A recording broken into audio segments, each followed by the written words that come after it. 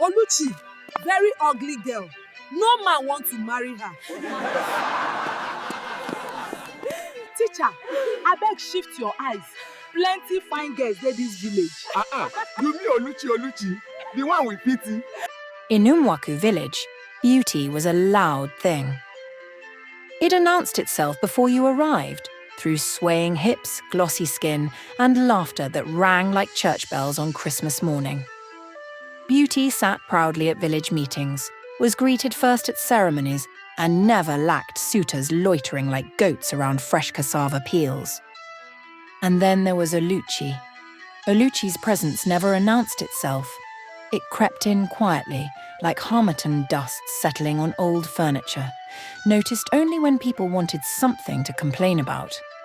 From the day she was born, the village had already made up its mind. She is unfortunate, the midwife had said that night, clearing her throat the way people do when they don't want to speak truth too loudly. Her nose was too broad. Her teeth were uneven. Her eyes didn't sparkle the way village girls' eyes were expected to sparkle. Her face carried a seriousness that made people uncomfortable, as if life had whispered its problems to her far too early. But Mr. and Mrs. Chidibear looked at their newborn daughter and saw none of that. They saw a miracle that survived poverty. They named her Oluchi, God's work, because only God could have carried a child safely into their empty room with cracked walls and leaking roof. They were poor, very poor. Mr. Chidibear farmed a small piece of land that stubbornly refused to yield more than survival crops. Mrs. Chidibear sold roasted corn by the roadside, sometimes returning home with more dust on her feet than money in her wrapper. Yet love filled that house like palm oil fills soup, thick, warm, undeniable. From childhood, Oluchi understood two things very early. Her parents loved her deeply. The world did not. As Oluchi grew, so did the cruelty of the village. Children laughed first, sharp, careless laughter that cut without knowing it was cutting. See her face? Why is she always looking like she swallowed bitter leaf? Oluchi, did Mirror offend you this morning? Adults were worse. Their mockery wore agbada and spoke through fake pity. Chidibear, God will do it, they would say, shaking their heads slowly. I wonder who will marry that one. She's hard-working, yes, but marriage needs more than hard work. Every time Oluchi walked through the dusty road to the stream or market, whispers followed her like stubborn flies. She learned to keep her eyes on the ground. She learned to walk quickly. She learned to swallow pain until it sat quietly in her chest like a stone.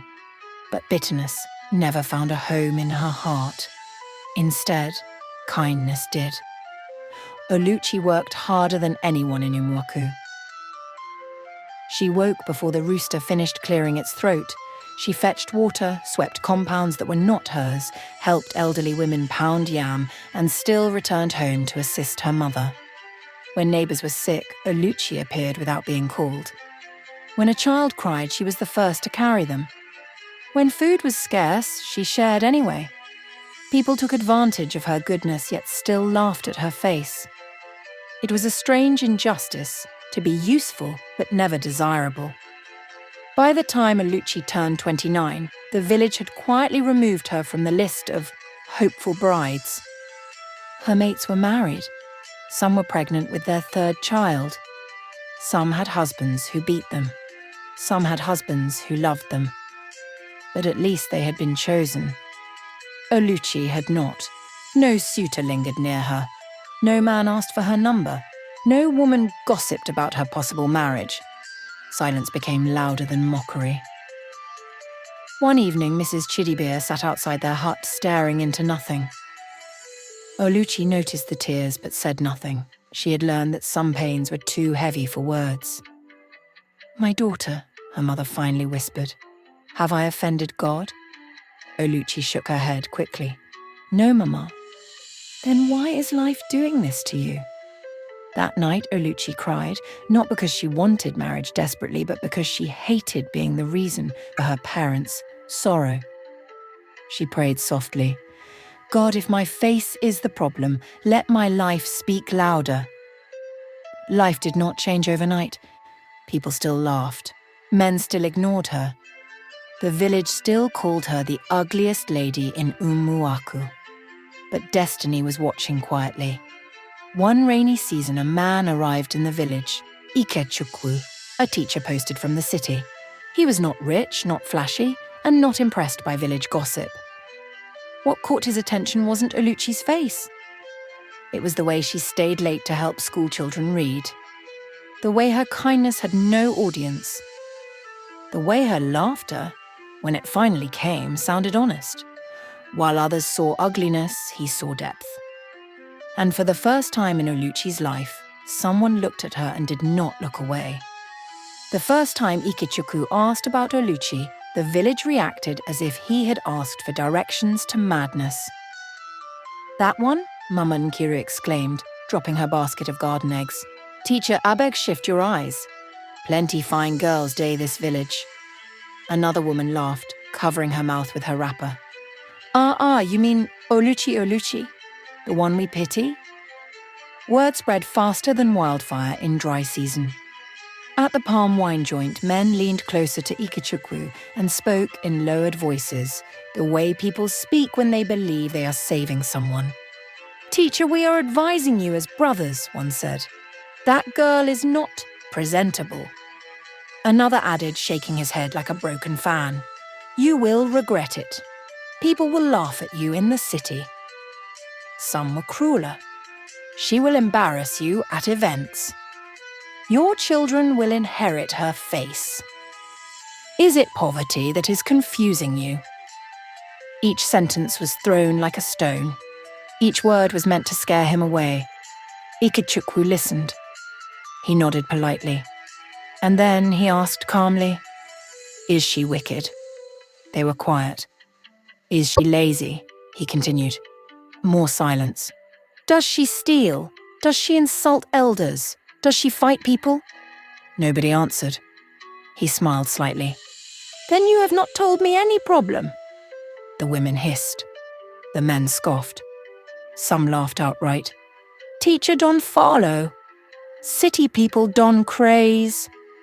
But Ikechukwu did not fall. He stood. He began visiting Oluchi openly. Not secretly, not at night, not with shame. He greeted her parents respectfully. He sat on their wooden bench. He ate their simple meals without complaint. At first, Oluchi thought he was joking. No man had ever come for her before. Men came for her labor, for her kindness, for her availability. Never for her. "You don't have to pretend," she told him one afternoon, her eyes fixed on the ground. I know how I look." Ikechukwu was quiet for a moment. Then he said gently, "I am not pretending, and you don't know how you look to me." She looked up then. Really looked, and saw no mockery in his eyes, only interest, only patience. Still fear followed her like a shadow. "What if people laugh at you?" she asked. "They already are," he replied, smiling. "I am still here." Where Ikechukwu finally told the village he wanted to marry Oluchi, Umuaku erupted. Some laughed until tears ran down their faces. Some shook their heads in pity. Some said it was jazz. Others said it would not last. Teacher will soon open his eyes. He will run back to the city. This marriage will scatter. But the marriage did not scatter. It stood, quietly, stubbornly, like a tree people ignored until it began to bear fruit. Their wedding was small. No loud celebration, no competition. Just love, simple and sincere. Oluchi wore a modest dress. No makeup could hide her nerves. But as she stood beside Ikechukwu, something strange happened. She smiled freely. For the first time in her life, she was not shrinking herself. After marriage, they moved to the city. Life was not instantly easy, but it was different. Ikechukwu encouraged her, bought her clothes without judgment, told her she was beautiful even when she argued. She learned to rest, to laugh loudly, to hold her head high. Then breakthrough came. Ikechukwu got a well-paid job at a private school. Good salary, respect, stability. They moved into a better apartment. Oluchi started taking care of herself, not out of desperation but dignity. Good food softened her cheeks. Peace smoothed the seriousness from her face. Confidence straightened her posture. Joy lit something in her eyes that had never been allowed to shine. Beauty did not come suddenly. It emerged. Years later, they returned to Umuaku for a visit. The village gathered, as villages always do, and then whispers. "Is that Oluchi? No, it can't be. Wait, that is her." Heads turned, eyes widened, mouths opened. Oluchi stepped out of the car beside her husband, well-dressed, glowing, calm. She did not announce herself. She did not boast, but she shone. The same people who once mocked her now smiled too hard. The same women who pitied her now examined her clothes. The same men who ignored her now greeted her with respect. Mama Nkiru whispered, "Money is good, oh." Someone else replied, "Marriage has changed her." But deep down the truth was simpler and harder to swallow. Love had changed her.